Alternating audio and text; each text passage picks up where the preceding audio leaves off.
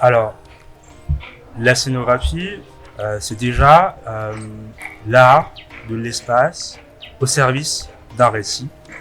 Et là, en l'occurrence, le récit, c'est une pièce de théâtre qui est écrite par un auteur, où il y a des scènes. Et à travers les scènes qui sont proposées, il y a le mouvement des corps, des acteurs, qui passent d'un contexte à un autre, qui peut être, par exemple, un lieu réel, ou avec un temps donné, aussi bien que dans un décor ou dans un espace fictif, que ce soit une salle de spectacle, du coup, comme on appelle sur les plans. Il y a le choix du lieu avant tout.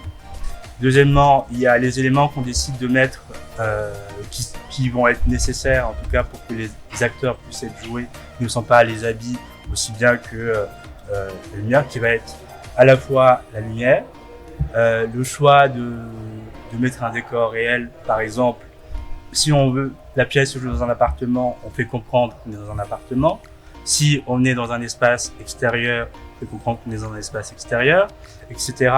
Ce qui était intéressant par rapport à cette formation, c'était aussi de faire comprendre, en tout cas aux participants, que c'est pluridisciplinaire, qu'elle s'intéresse à la fois aux arts plastiques, à l'architecture, à la lumière. Et par exemple, le fait de partir d'un mot que chacun a choisi de manière volontaire, aussi bien que personnelle, c'était aussi de partir du principe que avant de créer, il fallait à la fois penser, du coup s'intéresser à l'origine du mot, qu'est-ce qu'il représente. Le thème de cette édition, c'est autour des mémoires.